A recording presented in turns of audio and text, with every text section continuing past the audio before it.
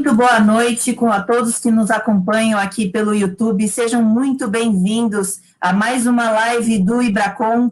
Hoje a live terá como tema o método das bielas e método das tensões aplicadas a estruturas de concreto. Nós teremos hoje 3 convidados muito especiais para tratar sobre esse tema, que são especialistas nessa área.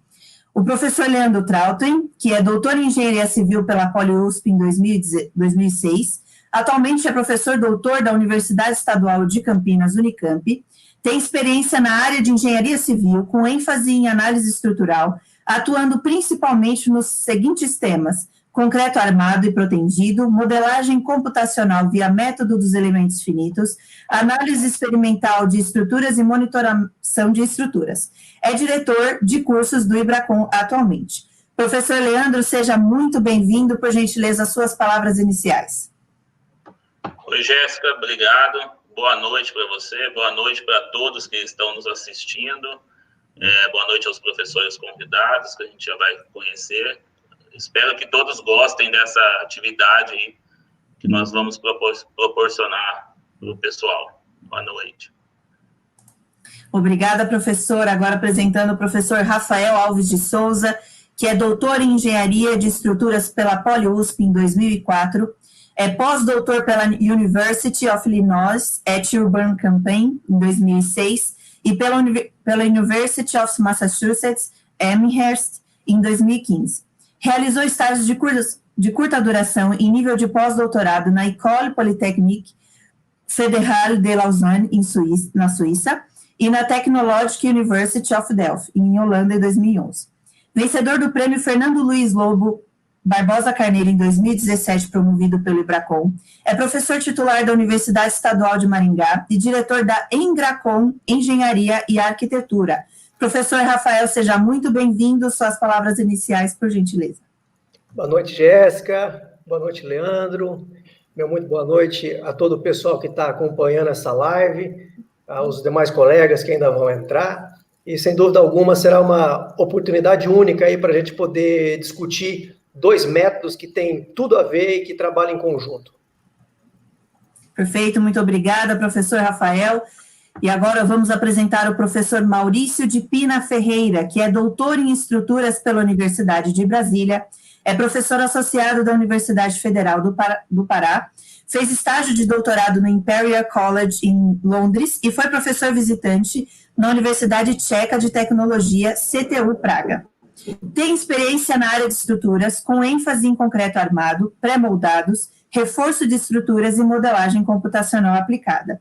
Atualmente ocupa o cargo de diretor da Faculdade de Engenharia Civil da UFPA e coordena o Núcleo de Modelagem Estrutural Aplicada, a NUMEA UFPA. Professor Maurício, seja muito bem-vindo. Suas palavras iniciais, por gentileza. Boa noite, pessoal. Antes de mais nada, agradecer o convite dos amigos. Boa noite, Jéssica, Leandro, Rafael. Para mim é motivo aí de muita alegria estar aqui com vocês hoje aí para essa conversa. Muito obrigada, professor Maurício. Agora eu vou passar a palavra para o professor Leandro, que vai fazer as considerações iniciais sobre essa live e a mediação. Uma ótima live a todos e mais tarde eu volto.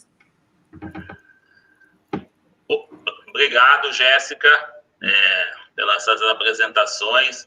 Realmente, os nossos convidados de hoje são muito bem qualificados, igual a gente pôde ver. E além, os dois, né, são amigos, inclusive amigos aí de trabalho, amigos da academia, nos trabalhos que nós desenvolvemos em conjunto, né? O Rafael é um cara que eu conheço já desde 2001, né? Quando a gente começou a fazer doutorado junto lá na USP, lá em São Paulo, junto com o professor Túlio, que também é membro do Ibracon. E o Maurício é outro colega que a gente fez ao longo do tempo aí. Começamos a desenvolver alguns trabalhos juntos, também gente muito boa. Tá? Então, acho que vocês vão gostar das nossas apresentações, espero que surjam perguntas. Tá? Então, como a Jéssica já apresentou, nós vamos comentar, os dois, né, o professor Maurício e o professor Rafael, vão comentar sobre métodos bielas e métodos campos de tensão, que um método vai se complementar ao outro, um mais novo, um mais antigo, né?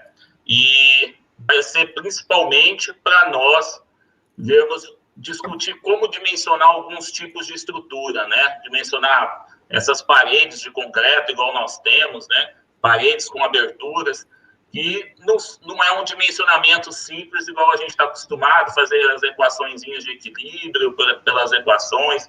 Existem fluxos de tensões aí acontecendo na estrutura como um todo, então são maneiras diferentes que eles vão discutir de fazer esse dimensionamento. Então, coloquei como exemplo uma parede com várias aberturas, uma parede de concreto. Outro elemento estrutural que nós temos que pode ser dimensionado com esses métodos são os consolos, né? Então, estou colocando 2 exemplos de consolos, estou mostrando exemplos para poder motivar vocês de como mostrar a importância de trabalhar com esses métodos na hora de fazer o dimensionamento desse tipo de elemento estrutural, né? Então, nós vamos discutir qual que é a diferença entre esses 2 métodos, método das Bielas, métodos dos campos de tensão, na hora de fazer esse dimensionamento, que são estruturas diferentes, né? Não é aquela estrutura usual que nós estamos acostumados no dia a dia, tá? Então, com isso, eu passo a palavra agora ao professor Maurício, tá? Nós dividimos a live, estruturamos a live, vamos fazer 2 apresentações, professor Maurício, professor Rafael, fazendo um bate-bola, e vocês podem colocando as perguntas no chat, para a gente podendo depois fazer uma discussão geral sobre todo o assunto. Tá certo? Então, Maurício, obrigado aí por ter aceito o convite, o Rafael também. E, Maurício, passo a palavra para você agora, para você poder ficar à vontade aí, para poder apresentar o material para o pessoal. Tá? Obrigadão. Obrigado, Leandro.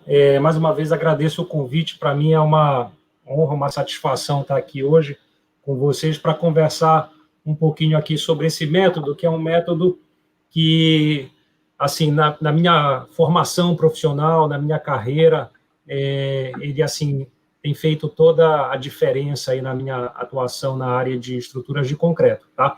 Então, o nosso objetivo, eu vou fazer hoje aqui, é uma breve apresentação, discutindo, assim, algumas motivações para a gente usar o método, tá? Discutindo também os princípios fundamentais, desde o desenvolvimento histórico dele, né? E dando uma pincelada, assim, sobre uma base de como ele é, na verdade, utilizado. E aí, depois, eu vou deixar mais para frente para, de repente, a gente conversar isso, se der tempo, alguns exemplos de aplicação, mas vai ser mais ou menos assim, tá? Então, começando aqui como se fosse uma apresentação, tá aparecendo, só confirmar se vocês estão vendo a minha tela. Tá certo. Tá tudo certo, né? Então, assim, como motivação, como o Leandro falou, a nossa motivação é que, muitas vezes, durante a nossa vida profissional, a gente se depara com situações de dimensionamento, de projeto, que são situações mais complexas, né? São situações, inclusive, que é importante destacar que os programas comerciais que a gente usa hoje no Brasil, eles não vão apresentar ali uma solução de dimensionamento, de detalhamento, que necessariamente vai estar correta, né? Precisam, muitas vezes, ser verificadas, adaptadas, isso daí na mão, tá? Então, um exemplo aqui, a gente pode ter, por exemplo, uma viga de transição desse tipo, né? Onde você tenha que transferir cargas, né? Momentos aqui para esses outros pilares, tá? Então, isso aqui é uma situação certamente complexa de se analisar, tá?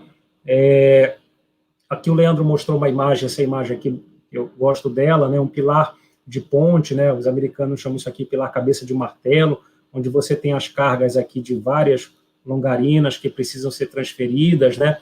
E aí alguém pode se perguntar, poxa, mas será que eu não posso tratar isso aqui, de repente, sei lá, como uma viga engastada, uma viga engastada? Será que eu vou errar muito a solução se eu fizer isso aqui, uma viga com cargas pontuais, né?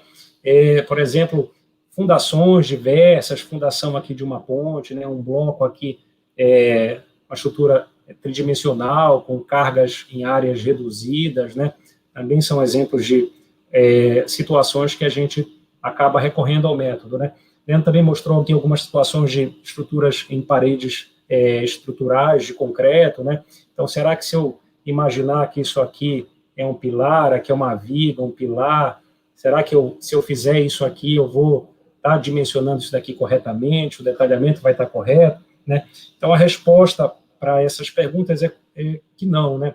Na verdade, a gente precisa usar métodos mais sofisticados para fazer a análise desse tipo de situação, tá? E aí, em que momento que isso daí acabou surgindo, na verdade, na minha vida? É interessante que nesse conteúdo, a minha formação básica não é nenhuma formação realmente, assim,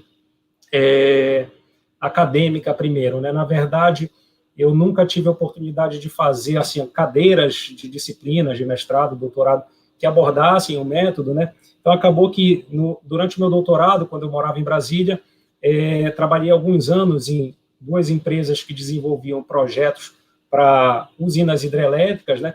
Então, eram projetos complexos, onde muitas vezes a gente se deparava com estruturas que, para mim, eram assim, olhava para elas e pensava, nossa, mas como é que eu vou achar uma solução para isso aqui, né? Então, isso aqui, por exemplo, é um vertedouro de uma pequena central hidrelétrica, né? Então, uma tulipa aqui com um canal que passa por baixo do barramento, né?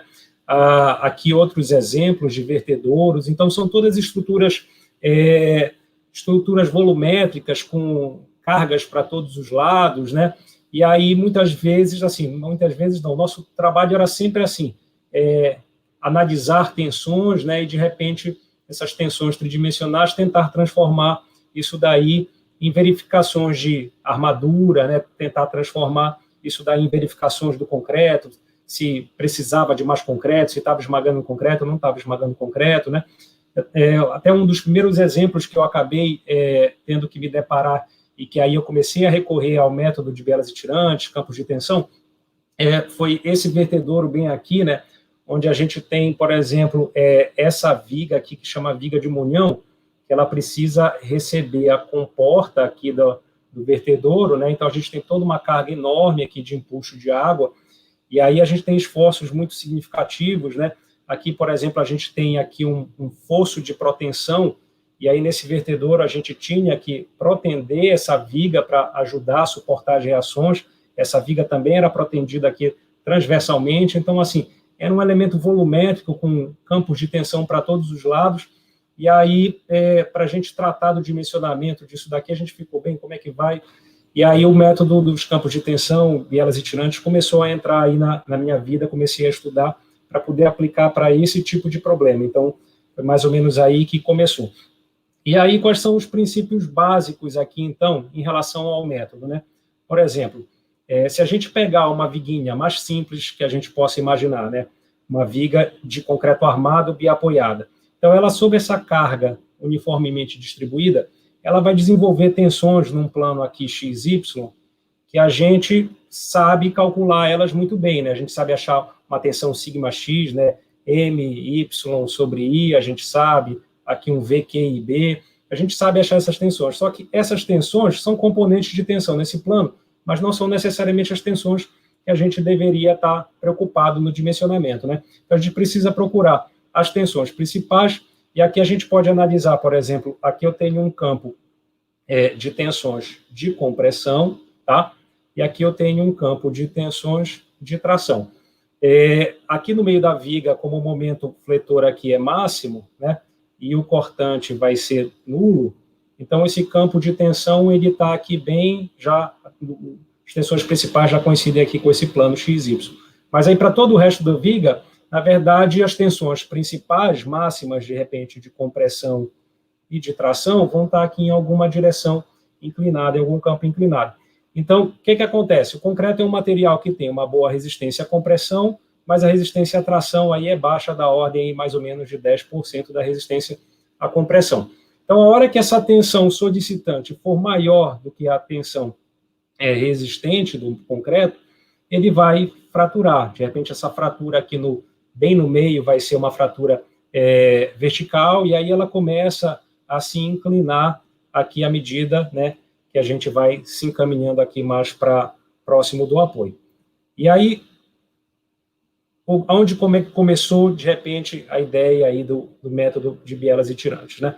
Então, ele surgiu basicamente junto com o material concreto armado, né? As primeiras ideias de métodos racionais para dimensionamento de elementos de concreto armado já usavam ali o método, né? Então, aqui a gente tem, por exemplo, a teoria de analogia de treguiça, que foi apresentada ali por Ritter e Morse, já era uma ideia mais ou menos desse tipo. Por exemplo, sob carga, essa viga, então, ela tem zonas que vão estar comprimidas e tracionadas, né? Por exemplo, esse banzo bem aqui no meio da viga, né? Ele vai estar sendo submetido, de repente, a tensões de compressão, um bloquinho aqui de compressão, e as armaduras aqui vão equilibrar as tensões de tração. Então, aqui eu tenho, de repente, uma biela provocada pela flexão, e aqui eu tenho um tirante aí que vai ser equilibrado pelas armaduras. O cisalhamento, ele vai provocar, então, tensões inclinadas nessa direção de compressão e tensões inclinadas de tração nessa direção. Então, entre fraturas aqui, por exemplo, entre trechos fraturados aqui da viga, né, as fissuras vão definindo aqui aonde estão as minhas bielas, né? Então, o que eles perceberam? Então, entre fissuras eu tenho aqui um trecho de concreto íntegro que é capaz de resistir à compressão. Então, essa biela aqui, ela pode ser resistida aqui pelo concreto. E esse tirante, representado aqui de repente por um grupo de estribos, ele pode ser responsável, então, por resistir às tensões de tração de forma aí isolada. Então, essa era a ideia, né? Jogar para o concreto a responsabilidade de equilibrar as forças de compressão e as armaduras, né, longitudinais e transversais, absorveriam aí as tensões de tração, tá? Essa seria a ideia fundamental. Então, a gente olhando aqui uma viga já fissurada, né, a gente pode perceber, então, que entre fissuras, a gente tem aqui zonas de concreto íntegro, que são capazes de resistir com a compressão, né, e aí a gente vê que cabe aqui mais ou menos um sisteminha de treguiça, onde a gente pode ter aqui um banzo superior comprimido, um banzo inferior tracionado, e aqui, então, diagonais e montantes comprimidos e tracionados. Esse era o princípio básico de analogia de treguiça. Isso daí surgiu junto com o concreto armado, conceitos aí bastante antigos e consolidados. O que acontece? Essa teoria que foi apresentada, ela tinha várias limitações, né? Por exemplo, na prática, esses banzos superiores, eles não são necessariamente horizontais, eles vão se inclinando. Isso era uma coisa que deixava também essa solução conservadora, mas a principal delas é que quando a gente faz aquela analogia, que eles fizeram a analogia de treguiça, e colocaram toda a responsabilidade de absorver tração só para as armaduras, estava se ignorando aqui 3 componentes de capacidade do concreto de resistir tensão de tração ali no cisalhamento, que não estavam sendo consideradas e que tornavam o dimensionamento ao cisalhamento das vigas flexíveis um negócio assim muito conservador, né? Então, quais eram esses comportamentos, só para a gente relembrar, né? Para que uma fissura como essa aqui corta o elemento, né, ela mobiliza. Então, eu tenho aqui uma força levantando para cá, outra vem para cá, né, e essa armadura, ela vai meio aqui que fazer um efeito aqui de pino, né? Então, se ela estiver bem ancorada para os dois lados, a menos que você coloque aqui tanta força que você consiga cortar essa armadura, ela consegue, então, ela é capaz de te dar uma resultante vertical que te ajuda a resistir o cisalhamento. Um outro parâmetro aqui importante é que essa peça aqui, sob cisalhamento, uma fissura aqui inclinada, né? Então, a flexão, ela provoca o giro da seção, né? E o cisalhamento provoca o deslizamento das seções que estão em contato, né? Então, como essa fratura ela vai aqui contornando normalmente os agregados para concretos de resistência aí convencional, ela não sai cortando os agregados. Então, essa fissura, ela é uma fissura normalmente com uma boa rugosidade, e aí, então, são desenvolvidas aqui tensões de atrito, que quando a gente considera aqui que isso aqui está sendo distribuído numa área expressiva, né, elas também vão me dar aqui componentes verticais que conseguem equilibrar aqui o cisalhamento. E, por fim, a gente ainda tem zonas bem aqui, ó, de concreto íntegro, que também são capazes de resistir ao cisalhamento. Então, esses mecanismos não estavam sendo considerados e eles levavam que a teoria inicial de analogia de treguiça fosse muito conservadora, tá? Então, aí, como é que isso daí era até mais ou menos ali, mais 40, 50, né? E aí, o que acontece? a gente, desde a primeira norma ali de concreto armado, o ACI, 1918, tá?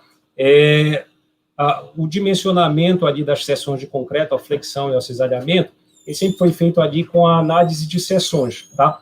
E aí, como é que eram os princípios fundamentais, né? A hipótese fundamental era de que as seções planas permanecem planas ali após a deformação, né? Mesmo no estado limite último. Isso significaria dizer que a distribuição de deformações aqui na seção transversal, ela é linear mesmo no estado limite último. Então, isso é uma hipótese que nos permite depois transformar isso aqui, esse campo de deformação, num campo de tensão, tá? E é a base toda fundamental para o nosso dimensionamento à flexão. O que acontece? Isso só é válido para algumas situações, para outras, essa hipótese aqui não é válida, tá? Então, de uma forma geral, o nosso dimensionamento aqui por seções, ele basicamente por flexão, ele se resume a gente verificar zonas comprimidas e tracionadas devido às tensões normais. Por cisalhamento, se resume também a gente verificar uma biela comprimida e a resistência aqui à tração diagonal de uma determinada seção. Só que o que acontece?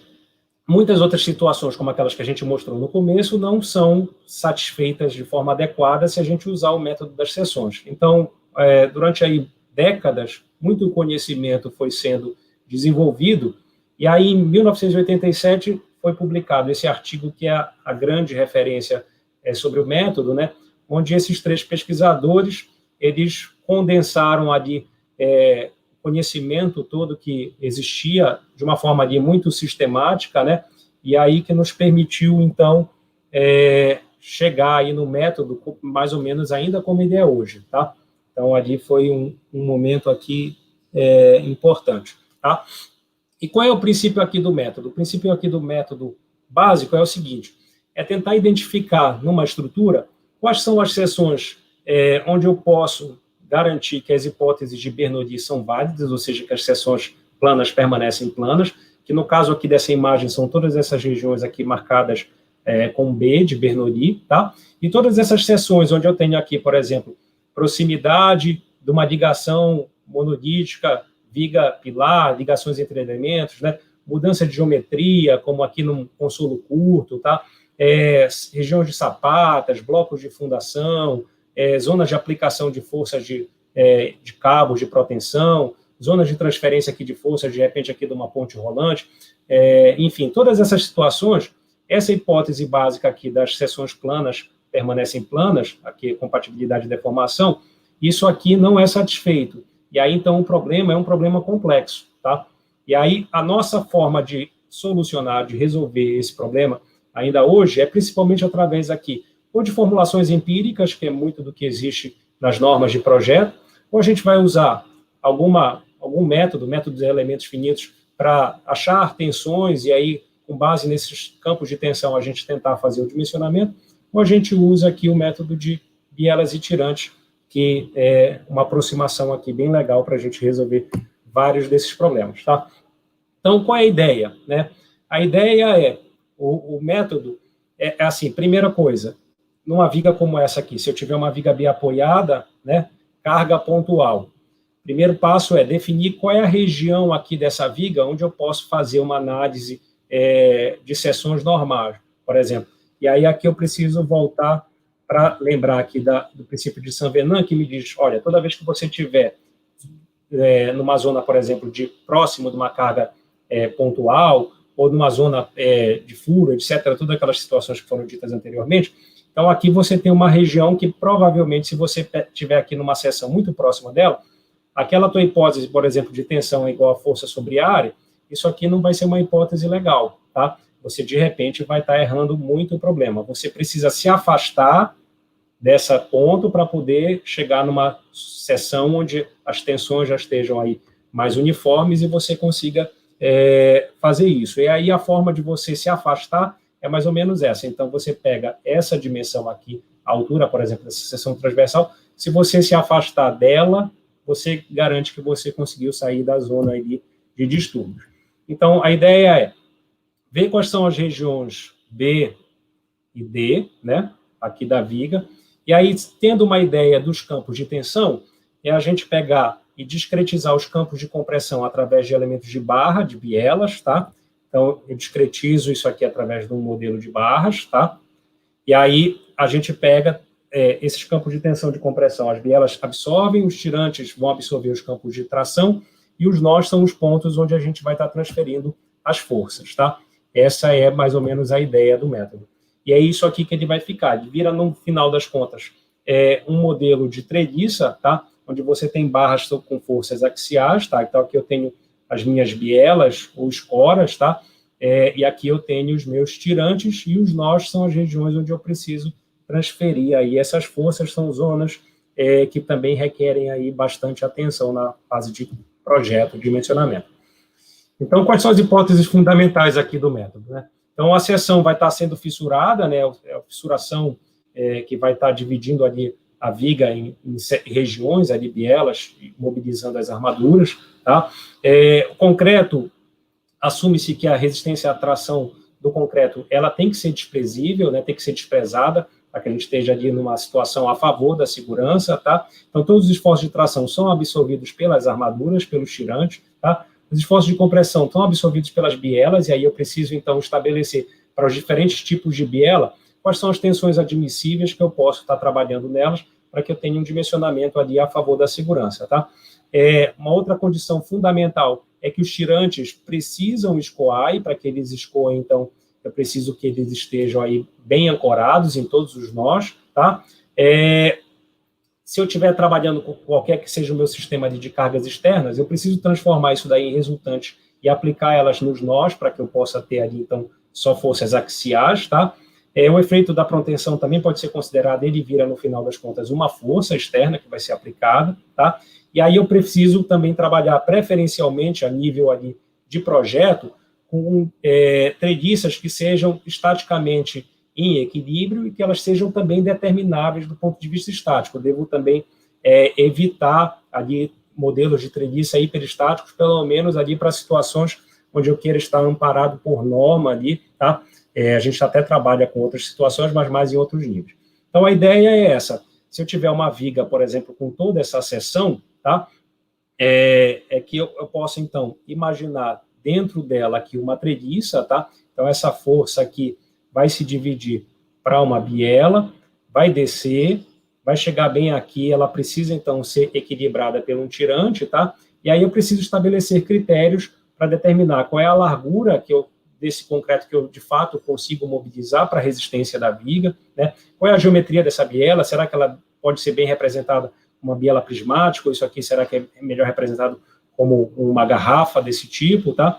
E aí, assumindo, então, um fator de segurança, sabendo qual é a área de concreto que, de fato, a biela pode somar, tá? Sabendo qual é a tensão admissível que eu posso trabalhar, determinar, então, qual é a força que provocaria o esmagamento dessa biela, qual é a força, então, sabendo qual é a área de aço que eu tenho, garantindo que eu tenho aqui ancoragem suficiente para essas armaduras, e assumindo que essas armaduras vão escoar, então é determinar também qual é a força máxima que esse tirante suporta. E a ideia é que tudo isso aqui seja certamente uma solução a favor da segurança, porque, na verdade, a gente está ignorando aqui um bocado de coisa que pode ser, de repente, mobilizada na prática, tá? Então, a ideia do método é que ele seja uma forma simples de resolver, né? Então, calcular forças em treliças é uma coisa que todo engenheiro estrutural pode fazer de forma simples, tá? E aí, também que a gente consiga rapidamente, de forma tranquila, a gente consiga checar zonas comprimidas, consiga determinar as armaduras para os elementos estruturais. Ilustrando aqui mais ou menos o processo, né? Se eu tivesse aqui, por exemplo, um consolo curto, recebendo aqui uma viga com dente Gerber, então, o processo seria mais ou menos aqui, identificar qual é a região B e D, dessa região aqui toda eu faria o dimensionamento, análise de dimensionamento com o método das seções, e aí, nessa fronteira, eu pegaria, então, qual é o esforço cortante, qual é a minha força normal, qual é o meu momento fletor, transformaria isso aqui em forças externas, então calculo as reações de apoio, esboço um modelo de treliça, aplico nesse modelo de treliça, elas entram, essas componentes de força que vinham da minha análise estrutural, e aí eu faço a verificação das zonas comprimidas, se elas suportam, e acho áreas de aço e transformo isso aqui num detalhamento de armaduras. A ideia do método é mais ou menos essa. Então, para fins de análise, né, normalmente eu posso representar os campos de compressão, as minhas bielas, normalmente de 3 formas, tá? Eu posso considerar bielas prismáticas, que elas representariam aqui um campo de tensão que ele não varia aqui ao longo do comprimento da biela, né? Elas seguem aqui a mesma trajetória, tá? Eu posso usar também para representar que eu tenho campos de tensão onde essas tensões elas vão se espraiando, né? E aí, então, o fato delas estarem se espraiando, eu tenho aqui componentes de compressão, componentes de tração, componentes de compressão, componentes de tração. Então, essas bielas, que a gente chama bielas do tipo garrafa, delas surgem tensões transversais de tração que irão, né, reduzir a sua eficiência, tá? E eu tenho também o terceiro tipo de biela, que são as bielas em leque, onde esse campo de compressão ele vai convergindo para uma área reduzida, tá? Então, do ponto de vista prático, né, normalmente a gente considera que em vigas esbeltas, estruturas, elementos ali esbeltos, sob flexão, cisalhamento, essa zona aqui entre fissuras, isso aqui é um exemplo de uma biela prismática, tá? Bielas do tipo garrafa acontecem normalmente em elementos de relação aqui, vão sobre a altura aqui, próximas aqui de alguma coisa 2 ou menor, tá? Então, a gente tem aqui, isso aqui é um exemplo de garrafa, e os leques, né, ocorrem, a gente observa do ponto de vista dos campos de tensão, a gente observa ele em várias situações ali de ligações, especialmente se você tiver armaduras de cisalhamento, tá? Então, esse aqui é um exemplo bem legal de uma ligação viga-pilar, onde a gente pode ver aqui claramente que aqui a gente tem aqui uma distribuição bem de viga, onde os campos de tensão estão vindo aqui bem comportados, e aí eles precisam subir, né? Esse campo aqui vem, sobe, e aí encontra um caminho para descer. Esse outro campo aqui veio, subiu, então um caminho. Então, isso aqui veio, desceu, veio daqui, né? Então, a gente fica aqui com um leque mesmo, né? E aí, essa é uma biela aqui bastante complexa de se analisar. A gente tem poucas referências, por exemplo, do ponto de vista técnico, poucas orientações sobre como é que a gente determina aqui a resistência aqui desse tipo de biela, tá? Os tirantes, então, eles precisam garantir a ancoragem, né? E preciso garantir que as armaduras escoem para que a gente tenha ductilidade, tá?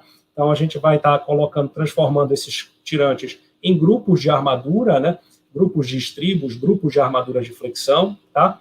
E aí, o método, do ponto de vista de detalhamento, ele ajuda muito o engenheiro estrutural a entender como é que tem que realmente transformar essas tensões em armaduras e como detalhar essas armaduras, né? Então, por exemplo, aqui, se você tiver numa situação aqui de um apoio, né? Então, sabendo aqui mais ou menos as dimensões dos apoios e tendo determinado aqui a largura da biela, aqui nessa interseção, né, a gente consegue, então, daqui para cá, assumido que esse é o comprimento necessário, o disponível para ancoragem, né? E aí você pode ver se você tem isso daí no elemento estrutural ou não para garantir a ancoragem do teu tirante. Então, você pode fazer isso para as armaduras longitudinais, pode fazer isso daí para os estribos. Então, de uma forma geral, o método, o que ele traria mais ou menos os conceitos, são esses, né? Então, eu pego aqui um sistema de cargas externas, tá? Transformaria aqui as resultantes, tá? E aí, eu posso construir esse modelo, chegar a essa solução por diferentes formas, né? Muitas delas já tem muito tempo de pesquisa de todos os tipos, né, experimental, teórica, e aí a gente já tem soluções ali padronizadas para vários dos problemas, mas se você de repente estiver vivenciando alguma que você não sabe ainda a solução, então também você tem várias formas, né? Uma delas hoje que é muito fácil da gente fazer são através de análise linear elástica, né? De repente, por exemplo, se você soubesse aqui que essa viga ela tem uma distribuição de tensões linear elástica, alguma coisa desse tipo. Então, ela faz alguma coisa assim, né? Então, se você procurar aqui, aonde estão aqui as resultantes, de repente você pode chegar num modelo de bielas e tirantes desse tipo aqui, né? Uma treguiça desse tipo, e aí você vai, do ponto de vista de dimensionamento, você vai evitar a ruína, né? Garantindo, por exemplo, que esse tirante nessa região, ele não supere, as forças não superem a tensão de escoamento da armadura, né? Você vai precisar, então, isso aqui pode vir a ruína por falha de ancoragem, então você vai precisar evitar essa possibilidade, tá?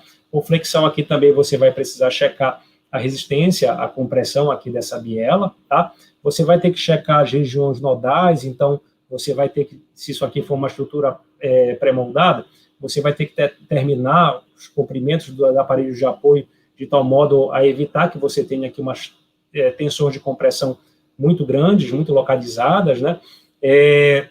Você vai evitar também aqui, então, o esmagamento da biela, de forma, nesse modelo aqui, você evitaria tanto o esmagamento, quanto, de repente, uma possível ruptura aqui por tração diagonal, trabalhando com tensões admissíveis, né? Garantindo aqui, de repente, a existência de armaduras de costura, tá?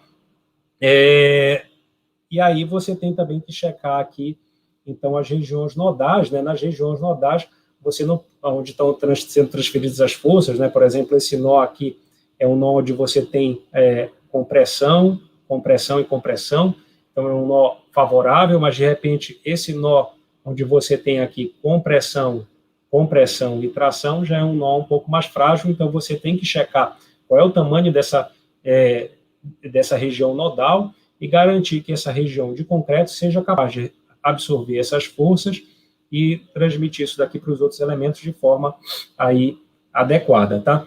Então, isso aqui seria mais ou menos uma pincelada para a gente sobre os conceitos gerais, tá? E aí eu voltaria agora a palavra para o meu amigo Leandro. Maurício, muito bacana a sua apresentação. Eu acho que alguns conceitos aí ficaram muito claros, né? O pessoal aqui, a Marília, professora lá da Federal de Viçosa, comentou, achou muito boa a definição de garrafa para biela comprimida. O pessoal comentando que gostou bastante da abordagem que você fez.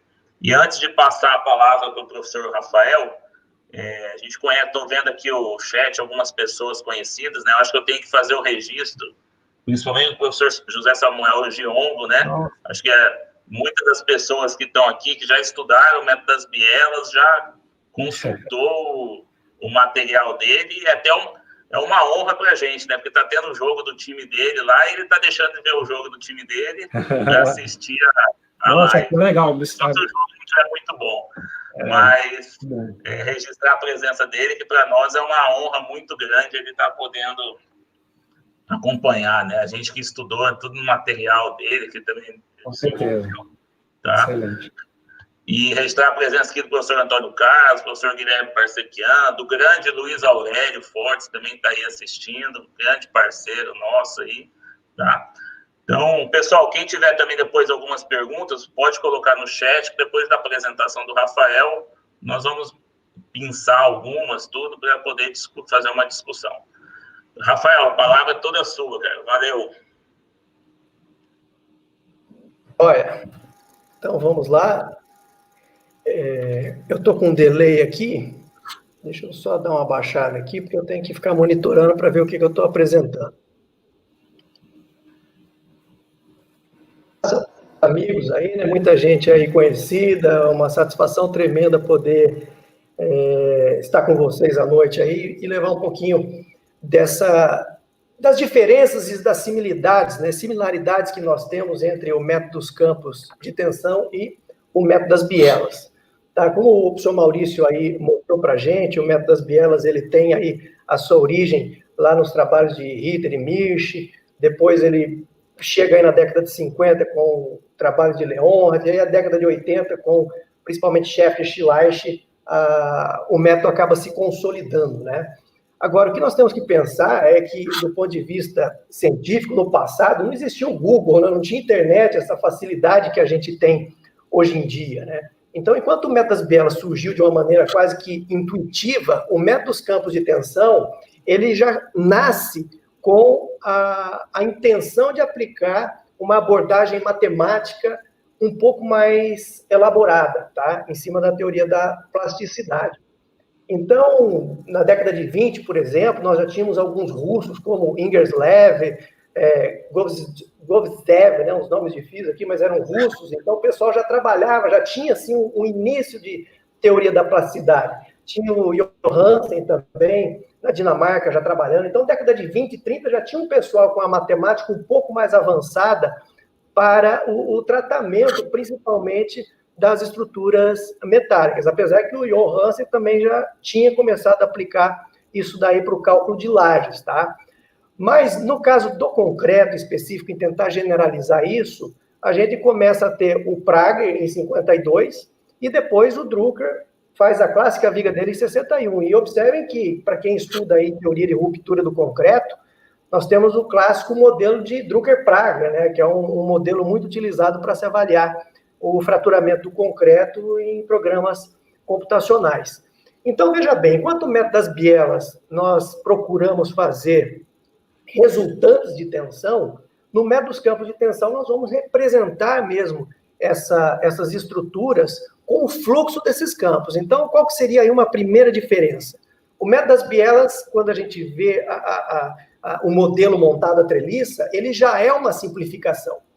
Ou seja, se nós pararmos para pensar que nós, engenheiros, temos uma tendência de colocar armaduras na horizontal e na vertical, pode ser que quando você olha um modelo de escoras e tirantes já pronto, ele pode não representar adequadamente um campo de tensão que você teve, né? Como existe essa tendência de querer ajustar as armaduras em relação à horizontal e à vertical, pode ser que não bata com um campo de tensão de tração, por exemplo, que seja aí diagonal. Tá? Então, o método dos campos de tensão ele procura preservar o campo, e aí a verificação ela é feita exatamente em função desses campos. Então, o que acontece? Do método dos campos de tensão, nós podemos chegar a um modelo de escoras e tirantes. Já o contrário, ou seja, do modelo de escoras e tirantes voltar para um campo de tensão, pode ser que não se corresponda, pode ser que não seja equivalente. Então, está aí uma primeira, digamos assim, vantagem do método de campo de tensão. Você consegue, a partir dele, estabelecer um modelo de escoras e tirantes. Mas, é claro, do ponto de vista de cálculo, você vai ver que existem possibilidades de se calcular manualmente o método dos campos de tensão, apesar de que, com o desenvolvimento computacional, hoje é muito mais apropriado você fazer um método de campo de tensão utilizando uma análise em elementos finitos, o que vai ser a grande vantagem em cima do método das bielas. O método das bielas a gente resolve com um modelinho de treliça simples, a gente faz, só que ainda tem algumas questões complicadas. Por exemplo, como que você faz quando você tem treliças hiperestáticas, né? Então, nesses casos, você teria aí que desmembrar, por exemplo, em várias treliças isostáticas, mas teria a dúvida de quanto de carga que iria para cada uma dessas treliças. No método dos campos de tensão, não. Nós vamos fazer o contínuo, vamos fazer uma análise de elementos finitos, falando isso hoje em dia, né? E vamos armar as posições que necessitem ter tração para que a gente tenha um equilíbrio também de uma treliça virtual que vai ter ali dentro, tá? Então, nós vamos vir desde lá de trás mostrando essas ideias que surgiram com esse pessoal, principalmente na Rússia, na Dinamarca e também nos Estados Unidos, né? O William Drucker, Drucker-Prager, praticamente os dois são da Universidade de Brown, nos Estados Unidos. Posteriormente, nós temos o Bruno Turlemann, que é suíço, que teve a honra de trabalhar lá com o Drucker e acabou levando para a Suíça, então, toda essa técnica. Que daí o Mutone foi orientado do Bruno Turlemann e aí acabou dando continuidade a esse método, tá? O método também é utilizado na Dinamarca, também a gente tem o Nielsen, que também é um cara muito bom na matemática, que também aplicou bastante o método. Mas a ideia é essa, por que eu tenho que fazer uma treliça, por exemplo? Então, o Drucker pensou o seguinte, poxa, por que eu não posso fazer dois campos de tensão, a carga tentando descer, por exemplo, através de um arco comprimido, e aí eu ponho um tirante para equilibrar? É uma outra maneira, uma outra viagem de pensar, de repente, o encaminhamento dessas cargas, tá? Então, eu vou fazer a mesma coisa, eu vou verificar, dentro desses campos de tensão, limites máximos que eu posso ali impor. Então, lá com o Prager, em 52, vão surgir, na verdade, os teoremas aí da plasticidade. Como o professor Maurício falou, o método das bielas está baseado no teorema inferior da teoria da plasticidade. O que isso daí significa? Significa o seguinte, nós assumimos que uma carga inferior de ruptura, ela é possível de ser encontrada, assumindo, por exemplo, num dimensionamento que o tirante sempre vai escoar antes do concreto chegar em ruptura. Então, se você fizer um dimensionamento dessa maneira, dado o primeiro escoamento, sem romper o concreto, você tem garantia, então, que a carga última vai ser maior do que a carga de projeto, tá? Mas aí que está a grande questão. Os caras da teoria da plasticidade, eles não estavam só interessados com esse primeiro escoamento, eles queriam saber até onde que poderia ir, ou seja, qual que era a carga limite mesmo que você tinha. Então, com o Prager e a teoria da plasticidade, chegou-se, então, à conclusão que você tem um limite inferior e um limite superior. Tá? Então, vamos pensar o caso dessa viga contínua. Se você dimensionar essa viga contínua, normalmente você tem um pico de momento negativo. Vamos colocar em azul, é o diagrama de momentos fletores, e em vermelho seria o diagrama de armadura resistente. Então, o que vai acontecer? Como o pico de negativo normalmente é o maior, você tem uma tendência de começar o escoamento por ali. Só que, veja bem, esse escoamento que vai começar não é suficiente para levar essa viga à ruína. Tá? Você pode aumentar aí o carregamento. Muita gente acha que atingiu o escoamento, rompeu a viga. Não, não rompeu a viga, não. Você vai ter uma plastificação naquele ponto, o momento vai ficar fixo, e você pode continuar aplicando carregamento nessa estrutura. Aí o que vai acontecer? Você vai ter a formação de uma segunda rótula plástica. No caso dessa viga contínua, você tem 3 apoios, quando tiver a formação da segunda rótula plástica, você vai ter, então, o que a gente chama de mecanismo. Ou seja, a partir daí a estrutura realmente já não tem mais como aguentar. Tá? Então, a teoria da plasticidade tem isso daí, ó, um limite inferior. Teve o primeiro escoamento, pumba, uma carga mínima de ruptura. Normalmente a gente trabalha por aí. Mas, se a estrutura tiver condições de redistribuir, você pode ir além. Tá? Então, no caso da viga contínua, é necessário gerar a segunda rótula plástica. A partir desse momento, então, você tem uma carga superior. Agora, observa que esse mecanismo que nós falamos, você pode ter várias cargas que geram o mecanismo. Por exemplo, aqui está sendo colocada a segunda rótula plástica ali num ponto mais ou menos quase no centro. Mas eu posso pensar essa rótula em qualquer ponto, essa segunda plastificação. Cada uma delas vai me dar uma carga. A menor carga entre todas as cargas possíveis do segundo mecanismo vai ser aquela que me dá a maior carga que eu posso aplicar na minha estrutura. Tá? Então, esse pessoal da plasticidade pensou o seguinte, poxa, o concreto, mesmo o concreto, ele vai ter pequenas deformações elásticas e vai ter um grande patamar de deformações plásticas. Mesma coisa acontece lá com o aço. Na realidade, se a gente parar para pensar, é muito engraçado. A gente está aqui, normalmente a pessoa é calculista de concreto, né, pesquisador de concreto, e não, eu só gosto de concreto, não gosto de metálica. Mas se você for estudar a história do concreto armado, você vai perceber que o concreto armado é uma grande chupação das metálicas. Né? O próprio método das bielas, uma treliça, pessoas da treliça substituiu as diagonais comprimidas com aço pegado, colocando concreto. Se você parar para pensar o Modified Compression Field, que hoje é a teoria mais avançada do concreto, ele é um avanço do Compression Field, que também é uma chupação de uma viga tipo I. Mesma coisa, também migrou da metálicas, tá? Então, quem quer entender um pouco mais de plasticidade aplicada ao concreto, eu recomendo estudar um pouco lá da metálica. A gente tem que ler os livros de metálica para tentar fazer uma aproximação por aqui, porque muitas vezes você não encontra um texto legal de concreto que explique isso de uma maneira que sirva rapidamente para a gente. Então, você tem como fontes de referência o livro do Nielsen, que é um livro que está pesado, esse livro tem 800 páginas, matemática pura. O Nielsen, ele é da Dinamarca, um pesquisador fantástico, um engenheiro fantástico. Nós temos esse livro do meio, que é o livro do Bruno Turleman, junto com o Aurélio Mutoni.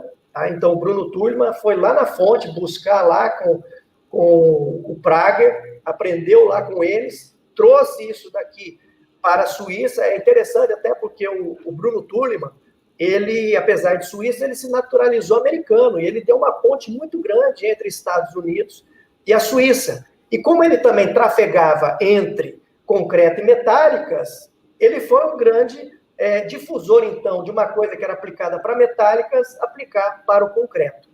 E aí o Aurélio Mutoni, que hoje em dia é um profissional aí muito reconhecido, né, pelos seus trabalhos na FIP, que foi orientado do Bruno Tullman e, consequentemente, bebeu muito próximo da fonte, né?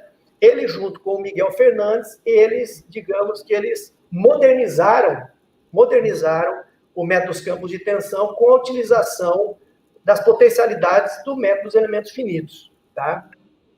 Então, a ideia aqui, basicamente, é essa. Eu posso pensar para uma viga, como o senhor Maurício falou, você tem as escoras tipo leque. Observe que aqui eu tenho escoras tipo leque nos pontos de aplicação do carregamento, e entre as escoras do tipo leque, eu tenho ali escoras paralelas, tá? Mas muitas vezes eu tenho que colocar estribos nessa estrutura. Em algumas ocasiões, a armadura pode passar diagonal, ou seja, ela pode ter interferência nesses campos de tensão, coisa que o método das bielas, muitas vezes, ele pega, mas pega de maneira simplificada. Veja bem a norma, se a gente parar para pensar que a norma vai impor lá um coeficiente de tensão efetiva igual a 0,60 do alfa V2 FCD, mas veja bem, na norma tanto faz se eu tenho barra de 6,3 a cada 30 ou se eu tenho barra de 16 a cada 15. Para a norma o coeficiente é o mesmo, o que não é apropriado. Tá? Por quê? Porque se eu tenho uma quantidade de armadura ali costurando, é evidente que essa escora pode suportar mais. Tá? Então, o método das bielas, claro, se você tratar ele classicamente, ele não vai conseguir pegar esse efeito. O método dos campos de tensão, a gente já começa a conseguir capturar esses efeitos da quantidade de armação na nossa diagonal, nas nossas escoras de concreto. Tá? Então, inicialmente, quando surgiu aí, você tinha o método das bielas, estava se desenvolvendo, em paralelo vinha o campo de tensão. Então, também tinham regras práticas de você fazer isso. Era assumido um comportamento rígido plástico, basicamente, então, desprezava-se o trecho de deformações elásticas, atingia-se o valor de pico, é como se o material, então, escoasse. E eles pensavam assim, tanto para o aço, que a gente é mais habituado a fazer isso, mas eles pensavam isso também para o concreto. Não, o concreto vamos fazer o seguinte, ele vai atingir um certo limite, que é a capacidade, e ele vai escoar. Só que, obviamente, eles não iam utilizar a resistência de pico, eles tinham que reduzir essa resistência. E aí, então, essa resistência, dada como essa tensão de pico plástica, que seria o FCP, ele seria esse eta FC vezes um FCK. E esse eta FC seria igual, então, a 30 dividido por FCK elevado a 1/3. Tá? Então, com isso, você teria uma tensão, digamos assim, plástica. Então, normalmente, trabalhava-se com esse comportamento rígido plástico antes do método dos elementos finitos. E aí, para levar em conta perturbações que você podia ter nas suas escoras, assim como no método das bielas, se eu tiver uma escora prismática é uma coisa, se eu estiver numa situação de escora garrafa, eu tenho uma outra situação, se eu tiver escora leque, é outra. Da mesma maneira, foi pensado isso no método dos campos de tensão. Então, por exemplo, se eu tiver um campo no qual eu tenha tensões bem comportadas, deixa eu só mudar a caneta. Se eu tiver tensões bem comportadas, eles usariam essa máxima tensão plástica. Agora, se eu tivesse, por exemplo, um campo com grande perturbação na biela, tensões transversais de tração, eles já iam afetar essa tensão plástica. Como? Através dos coeficientes ali, ó, 0,4, 0,6 e 0,8. Então, existia um método simplificado de você verificar isso daí manualmente também. Essa que era, portanto, a ideia embutida que a gente tinha ali. Olha aqui. Isso daqui nós temos na norma, que é a norma suíça. Na norma suíça, por exemplo, você encontra esses coeficientes. Se você tiver um campo que trabalha legal, ó, vai ser 1. Se eu tiver já deformações transversais, eu vou para 0,8. Se elas forem diagonais, então, 0,55. Então, o método dos campos de tensão, ele está descrito na norma suíça. Tá? Agora, isso era o passado. No passado, então, você tinha que fazer o cálculo manual. Com o avanço do método dos elementos finitos, não precisou-se mais pensar, então, no comportamento dos materiais como rígido plástico, mas sim podemos pensar no comportamento como elástico plástico. Então, qual que é a ideia aqui? Você pode pegar um programa de elementos finitos, qualquer programa de elementos finitos que gere uma malha com elementos triangulares ou retangulares, e você, então, vai fazer o quê? Vai analisar as tensões e, a partir do cálculo das tensões principais, você vai conseguir calcular parâmetros para afetar as suas escoras, de tal maneira que isso é calculado automaticamente sem você dar um parâmetro único. Então, veja bem, normalmente no método das bielas, você vai colocar lá um fator, na norma 0,60 ao V2 FCD. Mas isso independe se você tem a perturbação, por exemplo, de tensão de tração, independente do nível que seja ela. Então, ela tenta pegar para todo mundo. Por aqui, não. Nós vamos conseguir, em função do nível de perturbação, a gente consegue ver quanto que vai afetar efetivamente o concreto. Então, nós fazemos uma modelagem 2D, nós vamos desprezar a resistência à tração do concreto, vamos considerar comportamento elástico-plástico para os materiais, tá? Não vamos ter aqui a consideração do intertravamento de grãos, que o senhor Maurício estava comentando lá no começo da apresentação, e vamos considerar ancoragem perfeita de armaduras. Então, são basicamente elementos 2D para tratar o concreto e elemento de barra, de treliça, na realidade, para tratar as armaduras. Tá? Então, aqui, você pode ainda pensar no caso do concreto sujeito a um estado de tensões biaxial. Você vai ter uma configuração muito semelhante a Mohr-Kulp, né? Critério de Mohr-Kulp, muito semelhante aqui. E não temos tensão de tração. O que isso significa? Significa que quando você rodar a tua análise, como o concreto não tem resistência à tração, você é obrigado a colocar a armadura aonde aparecer um campo de tração.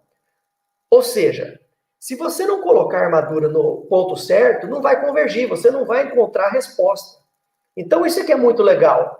Veja bem, pela norma brasileira, como eu falei, tanto faz a quantidade de armadura que você tem costurando a escora. Independe, você pode ter em excesso ou pode ter faltante, vai ser sempre 0,60 alfa V2 FCD para uma escora garrafa.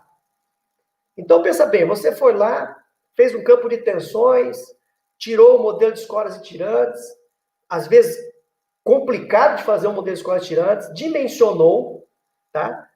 Aí vem a norma e fala o seguinte, olha, você tem que meter uma armadura mínima aí. Em algumas ocasiões, o que vai acontecer? O teu trabalho de método das bielas foi desperdiçado. Por quê? Porque às vezes essa armadura mínima pode ser tão relevante para a estrutura, pode causar tanto impacto, que ela vai desvirtuar o seu modelo de escoras e tirantes. Então, o que o método dos campos de tensão, por essa abordagem de campos contínuos aqui, com o modelo elástico-plástico, possibilita? Possibilita o seguinte, olha, se eu sou obrigado a colocar uma malha mínima, por que não, então, montar a minha parede, a minha estrutura com a malha mínima e fazer uma primeira rodada? Então, você faz essa primeira rodada e vai ver onde, por exemplo, as tuas bases estão em escoamento e não estão dando conta até você chegar na carga que você quer. Então, você começa a reforçar localmente aonde ela estiver falhando até chegar na carga que você precisa. Então, veja bem, você parte dessa armadura em malha, que é obrigatória, e depois você vem reforçando só nos pontos que você precisa. Tá? Então, essa é a grande vantagem. Você vai ter uma rapidez de fazer e ainda vai usufruir da malha mínima, que é obrigatória. Coisa que quando você está utilizando o método das bielas, às vezes você leva um tempão para fazer o teu modelo, e quando você põe essa malha, a malha vai capturar mais do que o teu modelo de escoras tirantes. Então, está aí uma primeira diferença. Então, um outro ponto relevante da gente comentar aqui é o que a gente chama de abrandamento à compressão, ou compression softening. O concreto, quando você carrega ele no ensaio uniaxial, ele é isso daqui, ó.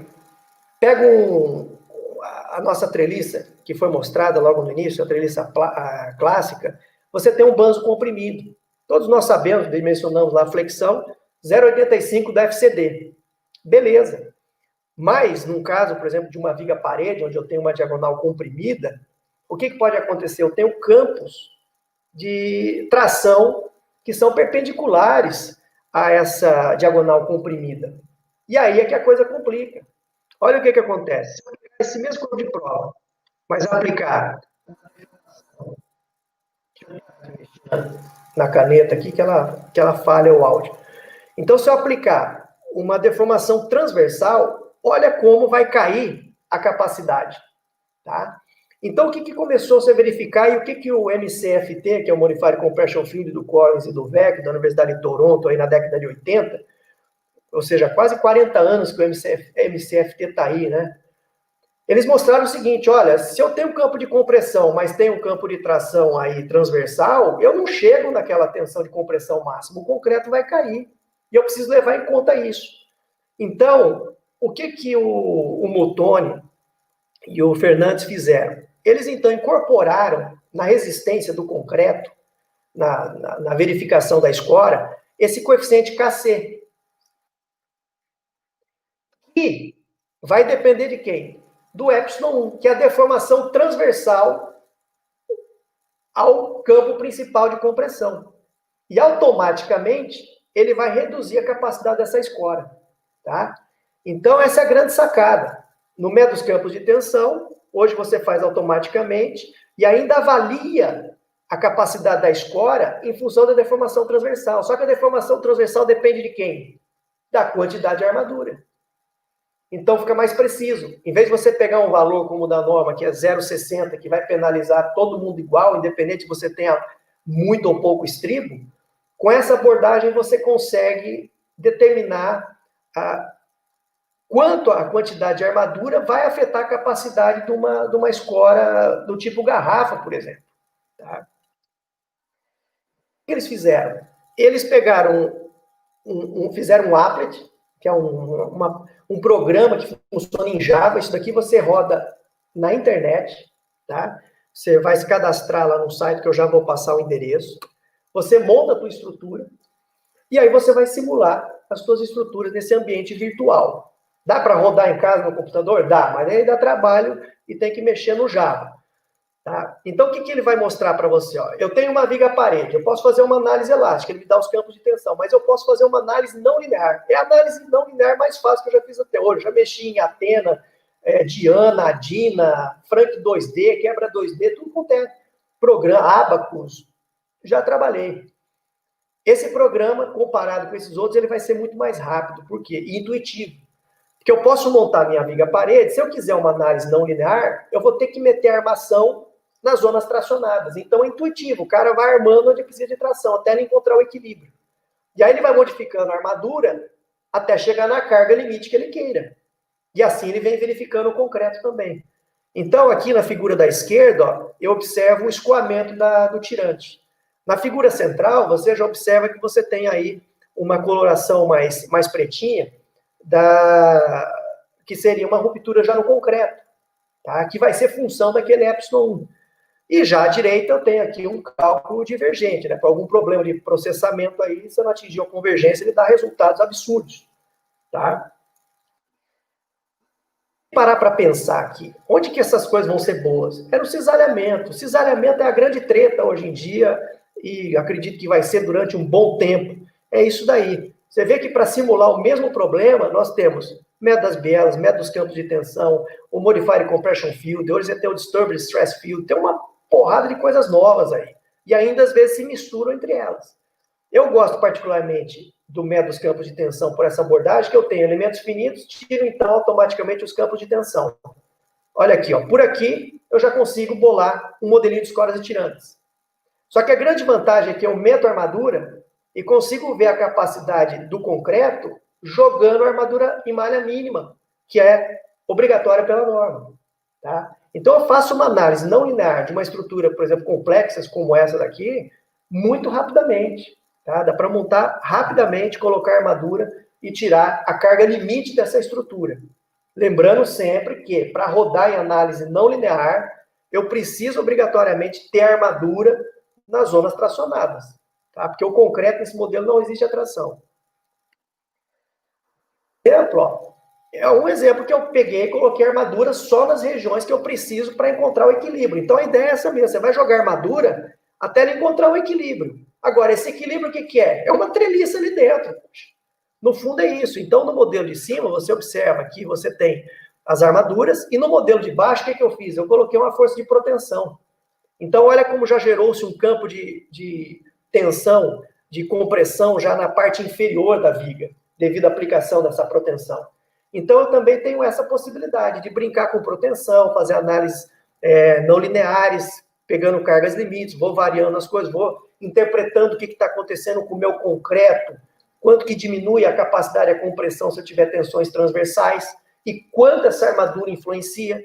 E ainda, se eu quiser, primeiro, em vez de colocar essa armadura concentrada, eu poderia rodar a armadura em malha, que é obrigatória pela norma. Pode ser que passe só com a armadura em malha.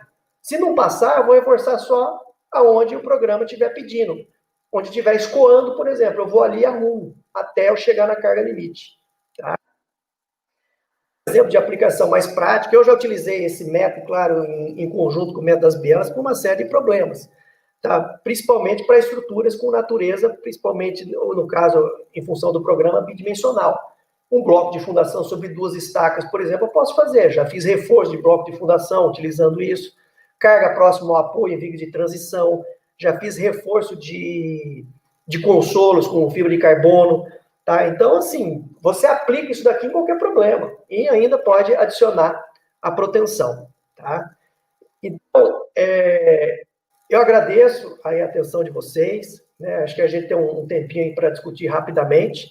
E convido todos aí a visitarem lá o meu Instagram. Eu venho fazendo aí uma singela homenagem a todos os calculistas aí, né? Procuro descobrir a história de vários calculistas brasileiros, também dou a dica dos vários livros, né?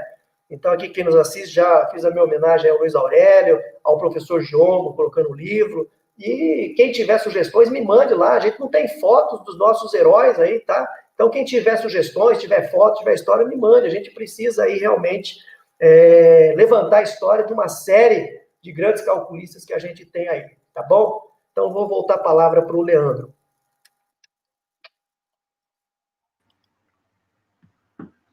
Ô, Rafael, obrigado pela apresentação.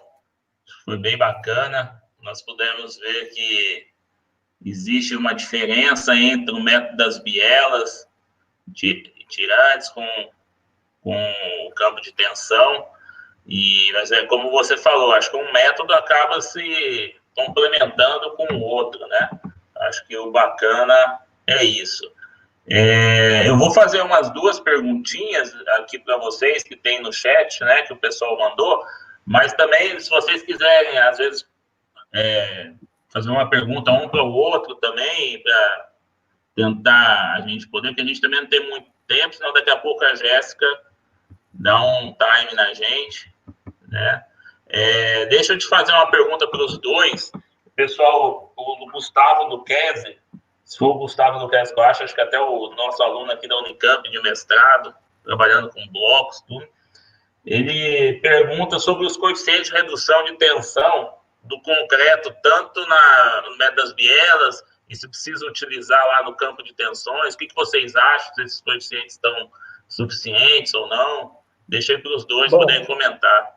Quer começar, Rafael? Se a gente observar, principalmente pegando pelo ACI, né, que hoje em dia já lançou a sua versão em 2019, ele dá uma diferenciação para a capacidade das escoras tipo garrafa em função da quantidade de armadura, né? A norma canadense, por exemplo, já vai avaliar isso também através da deformação transversal, para poder afetar a escora. A norma brasileira nós precisamos ainda avançar, né? Nós estamos com um parâmetro fixo, né? Então a gente precisava avaliar a interferência dessa armação. A minha opinião é o seguinte: se a gente coloca uma armadura em malha generosa, você pode dar uma flexibilidade, né? um maior nível de tensão para essa escora do tipo garrafa. Então, eu acredito que é uma discussão que vale a pena. A gente poderia melhorar esse parâmetro fixo. Agora, quando você vai pelo método dos campos de tensão, como a gente viu utilizando aquela análise, fica fácil, porque como você está pegando uma relação constitutiva decorrente de um ensaio experimental fabuloso que o Vecchio e o Collins fizeram lá na década de 80, uma vez que você sabe qual o nível de deformação, ele já afeta a capacidade máxima do concreto. Então, é uma equação que está mais fechadinha. É engraçado porque os americanos não aceitaram isso daí, né, na revisão do ACI, né? Eles foram, por um lado, que eles incorporaram lá para cisalhamento em vigas, eles incorporaram o efeito escala, incorporaram a taxa de armadura longitudinal. Mas a proposta lá do Bentes e do Vec, do Collins, não colou, não foi, né? Não entrou. O que foi muito interessante, né? Então, essa é mais ou menos a minha ideia aí. Maurício, quer comentar alguma coisa? Está fechado seu microfone, Maurício. Agora, eu acho muito boa a pergunta, né? Eu vejo assim que naturalmente a gente tem um certo atraso, eu acho, no tema, né? Até em nível normativo, talvez porque são assuntos, esses dois que a gente estava tratando hoje aqui, né? Ainda são assuntos, eu acho que um pouco restritos da nossa formação como engenheiros, né? Se fala pouco, eu acho que nos cursos, graças a Deus agora está se falando bem mais e a internet aí abre espaço, né? Eu acho que precisa de muita coisa ainda assim. A gente tem trabalhado aqui na universidade muito com situações ali de garrafa, né? A gente tem feito ali alguma coisa experimental e sempre assim uma grande revisão aí de muita coisa que já existe para tentar discutir esses parâmetros, né? Eu acho assim, sinto muita falta do ponto de vista do método de bielas e tirantes, que a gente, no final das contas, a gente tem 3 bielas, né? A gente tem prismática, garrafa e tem leque, mas a gente acaba, de fato, usando só a prismática e aí colocando ali um coeficiente de eficiência dessa biela, né, ali um pouco diferenciado em relação a cada situação. E aí uma coisa que a gente tem feito a nível científico é tentar extrapolar um pouquinho mais, né? A gente tem os ensaios que são, teoricamente, a verdade, né? E a gente tem tentado ali discutir ideias de como é que você pode trabalhar com esses elementos, né? Como é que você pode trabalhar com um assunto que ele é bem polêmico, né? Mas seriam tirantes de concreto simples, né? Então, se você está ali com uma garrafa que tem uma barra transversal, como é que você trataria isso? Mas acho que já foi uma vitória a nossa norma de 2014, a gente ter o método, né? Isso é um avanço aí muito expressivo, e agora vai a gente trabalhando, né? Vamos melhorar isso daí. A gente, lembrando que a gente está passando por uma revisão da norma, né? Quem sabe agora até a gente pode tentar aprofundar alguma coisa a mais, até fizeram um comentário aqui, que a nossa norma não contempla muito a parte de análise numérica, né, da gente poder utilizar a parte de elementos finitos, tudo. Então, se vocês devem estar acompanhando, existe já alguma discussão sobre isso, da gente poder incorporar análise numérica, elementos finitos? Então, é importante a gente dizer o seguinte, né, a norma, os profissionais, eles se reúnem, doam seu tempo, né? Muitas vezes, hoje em dia, com a pandemia, provavelmente a gente se encontra virtualmente, né? Mas no passado, não. Você tinha que pegar um avião, pagar o hotel, ir lá para São Paulo, discutir, quebrar o pau, colocar a tua ideia e perder, porque é um ambiente democrático. Poxa, você vai colocar a tua ideia e se não colar com a maioria, acabou, né? Então, assim, é legal as pessoas lerem a norma com o ponto de vista crítico. Pega mesmo uma caneta vermelha, vai ler na norma, nem que seja erro de português, tá? Ó, aqui tá errado, aqui faltou uma cara, nem que seja isso. Mas tem que fazer isso. Todo mundo tem que fazer isso. E aí, quando chegar o momento certo, você manda lá as tuas sugestões, né? Olha, eu acho que poderia ter isso aqui, tá? Porque tem que ter uma demanda para poder surgir a discussão. Então, a gente depende muito da participação das pessoas, dessas pessoas cuidadosas que leem a norma, que vão identificando o erro. Os chatos, né? Nós precisamos desse pessoal. Os chatos estudiosos, os chatos de projeto, que vê o problema e vê que aquilo que está na norma não dá para aplicar direito em projeto. Então, a gente precisa da colaboração de todo mundo, né?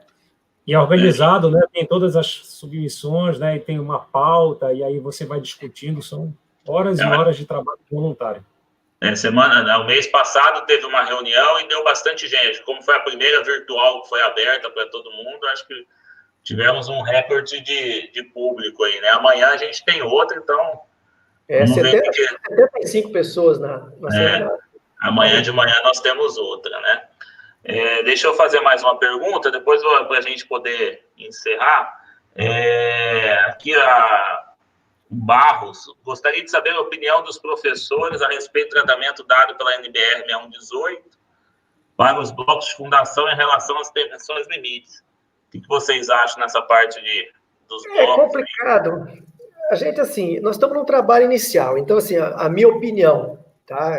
Assim, isso a gente precisa discutir, é o que está na norma. Eu vejo o seguinte, aqueles parâmetros que nós aplicamos, do meu ponto de vista, aquilo é válido até um bloco de 2 estacas, tá? Que teria um comportamento semelhante ao de uma viga de parede. Conforme você vai ampliando para 3, 4, 5 estacas, essas escolas já vão estar confinadas dentro dessa massa toda. Então, do meu ponto de vista, não seria apropriado você pegar para um bloco de fundação de 4, 5 estacas e aplicar aqueles parâmetros. Você estaria sendo muito pessimista. E levou, com 200, 300 ensaios, demonstrou que conforme você vai aumentando o número de estacas, o nível de tensão que você pode aplicar lá no pé do pilar é cada vez maior. Tá? Então, só que qual que é o grande problema e o que dificulta na norma? A falta de ensaios que capturem essa resistência de nós com características tridimensionais. Tá? Eu conheço um trabalho de um português que fez simulações numéricas tentando obter um parâmetro mais apropriado. Então, assim, é difícil, mas o que a gente pode falar? Se você usar o que está na norma, você está seguro. É o mais apropriado? Não é, porque pode ter uma segurança excessiva. Tá? Mas eu acho que tem que se caminhar para esse 3D, né? Tem que melhorar. Mas é isso mesmo. Esmagar um nó num laboratório, esmagar um nó, esmagar uma biela é um negócio muito difícil. Você tem que botar a armadura ali até não aguentar mais para conseguir fazer isso, né? E concordo totalmente aí com o Rafael, né? E isso, inclusive, tem gerado, assim, na minha prática profissional, tem gerado vários probleminhas de situações que você mencionava antes, e não dava problema, e aí você fica agora com situações de pilares, de blocos, de edifícios aí mais altos, né? Muito problema da biela ali, do nó. Então, eu tenho a impressão que isso vai ser revisto, né, não, Rafael? O que você acha? Eu estou com a impressão que tem um movimento aí para revisar isso. Bastante discussão vai ter, né? Nós já tivemos, logo que foi publicada a norma, já teve um movimento grande, já teve uma discussão grande, né? Porque foi mudado, todo mundo acostumado com o velho blevô de guerra, né? E aí vieram aqueles parâmetros que realmente geraram bastante diferença no cálculo dos blocos. Então, isso logo na época já teve uma repercussão. E agora é a hora de quem não estava satisfeito se manifestar, mas tem que mostrar os porquês, né?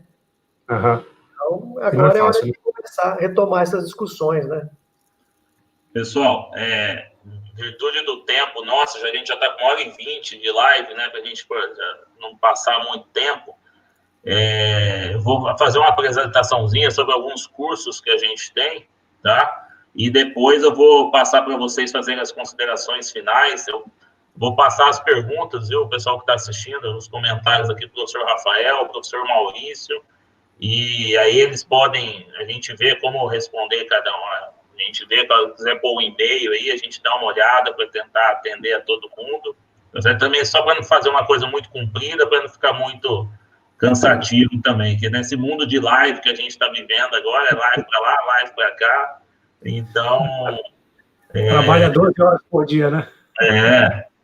Então, vou só continuar a minha apresentação aqui, falar um pouquinho sobre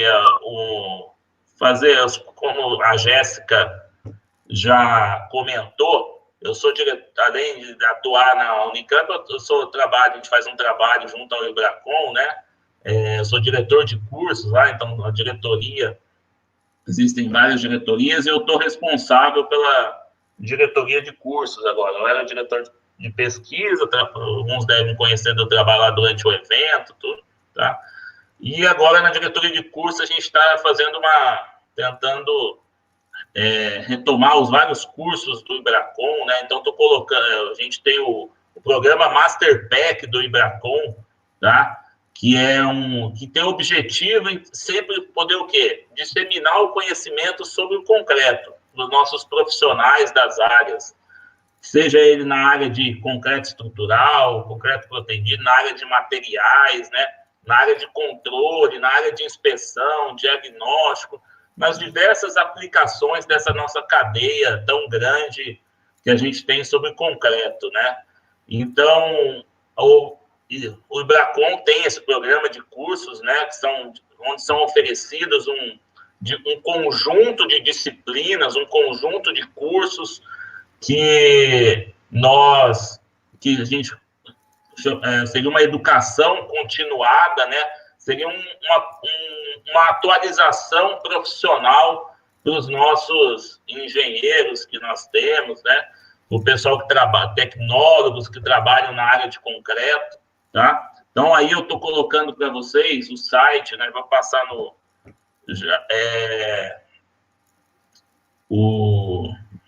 Opa, acho que eu passei demais. O site onde vocês podem acessar os cursos que são oferecidos pelo Ibracon, tá? Então, tem ali site.ibracon.org.br, calendário cursos, tá? Onde vocês vão poder ver diversos cursos que estão sendo oferecidos pelo Ibracon. O próximo curso a ser oferecido é um curso, inclusive, sobre o assunto que o professor Maurício vai ministrar no dia 5, 6 e 7 de agosto, sobre o modelo de biela e tirantes para o projeto unificado de elementos de concreto armado. Vai ser um curso de 8 horas, tá certo? É um curso totalmente online, ao vivo, onde vai poder ter a interação de todos os participantes com o professor. Então, lá no site tem as informações para vocês poderem fazer a inscrição. A minha passagem do slide aqui também é lenta. Tá? E como é que funciona o curso Master Pack Ibracon? O aluno pode fazer um hall de disciplinas, né? E cada hora dessa disciplina é transformada em um crédito, né? Então, por exemplo, o curso do professor Maurício vai ter 8 horas de duração. Então, o curso dele vai ter 8 créditos. E o aluno pode cursar todo esse hall de cursos que é oferecido, né, pelo Ibracon. Existem alguns parceiros também que têm os cursos dentro do programa Master Pack, tá? E ao final, quando o aluno completar 100 créditos, né, num período aí de até 5 anos, ele recebe o certificado de atualização profissional pelo programa Master Pack do Ibracon, tá certo? Então, aqui a gente tem os próximos cursos que vão ser oferecidos. Então, do professor Maurício é o próximo. Nós temos o curso do professor Carlos Marmorato, que vai comentar sobre propriedades, microestruturas e mecânicas do concreto reforçado com fibras, tá? Então, já é um curso que já está agendado aí. Nós já estamos tentando acertar alguns outros cursos até o final do ano. Então, fiquem atentos aí ao calendário, às nossas newsletters. E aqui são os outros 5 cursos que vocês devem ter visto aí durante a live, que vai acontecer o evento virtual, né, do Ibracon. Então, durante esse evento virtual, vão ser oferecidos também 5 cursos diferentes que fazem parte do programa Master Pack Ibracon, tá? Então, fica o convite para vocês, entrem lá no site, tem toda a descrição dos cursos que estão sendo oferecidos, objetivos do programa, tá? E seria isso. Então, pessoal, fica o convite para vocês, tá? Eu quero agradecer a presença de todos durante a live. Eu estava acompanhando aqui pelo YouTube, nós chegamos num pico aí de mais de 130 pessoas, então acho que é um número bastante expressivo, tá? Eu acho que pelos comentários o pessoal gostou bastante das apresentações, tanto do professor Maurício, do professor Rafael, tá certo? É um tema que desperta bastante interesse, tá certo? Existem diversas publicações que vocês podem olhar para poder abordar esse tema, né? E com isso eu passo ao professor Maurício para fazer seus comentários finais e depois ao professor Rafael também para fazer os seus comentários finais.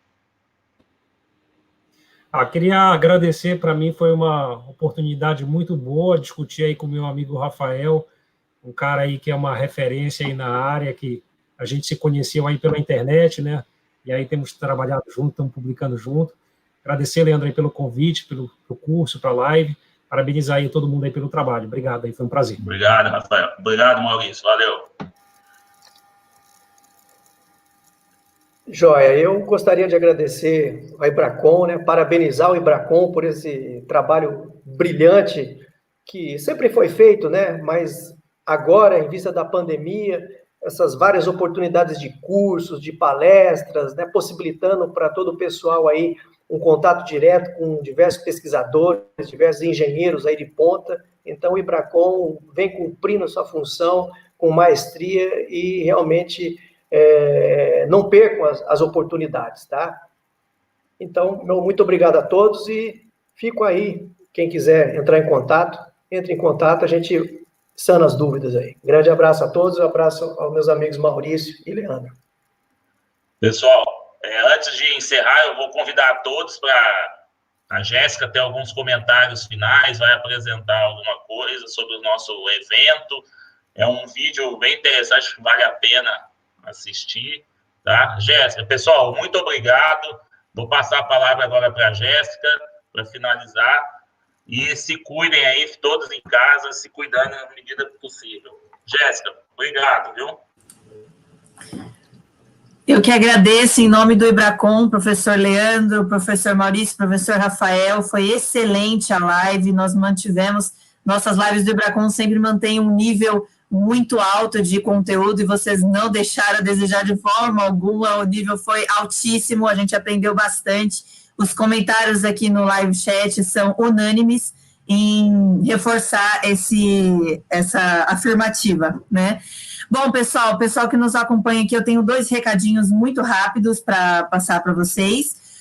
Primeiro, o professor Daia, se puder colocar a minha tela, por gentileza. Bom, temos que agradecer o Daia, que está no fundo também, no backstage, né? Sim, o professor Daia nos dá um apoio essencial aqui para a realização das lives do IBRACON, a quem agradecemos também bastante. Bom, pessoal, hoje é o último dia de promoção dos nossos combos de livros lançados pelo IBRACON, né? Para quem não tem conhecimento, nós temos 2 combos, né? Aqui pela página de destaques, né? Se não aparecer logo quando vocês entrarem no site, é só navegar aqui na página de destaques e encontrar os 2 combos que nós temos, né? O primeiro combo é o livro de materiais, mais o livro de durabilidade e o livro de formas, por apenas R$ 285, válidos apenas até hoje. Hoje acaba essa promoção. Nós temos também o combo do livro de concreto do Meta, mais revistas do IBRACON, 5 unidades de revistas do IBRACON, mais o guia de prevenção de reação álcali agregado por R$ 390, apenas até hoje também. E para os associados do IBRACON, tem um desconto especial sobre esse volume. Então, gente, aproveite, hoje é o último dia para garantir esse combo para vocês também. E uma outra observação que eu tenho a fazer é sobre o nosso evento virtual, né, o nosso Congresso Brasileiro Virtual, que vai acontecer do dia 1º ao dia 4 de setembro, né, um evento totalmente virtual, sendo que até o dia 1º, até sábado, nós temos um valor de inscrição com 20% de desconto para o evento presencial e o evento virtual, ou seja, quem se inscreve para o nosso evento presencial de março, que vai acontecer em Florianópolis, tem direito ao nosso evento virtual agora de setembro, sendo que até o dia 1º nós temos aqui condições especiais com 20% de desconto em relação ao valor cheio de inscrição no Congresso.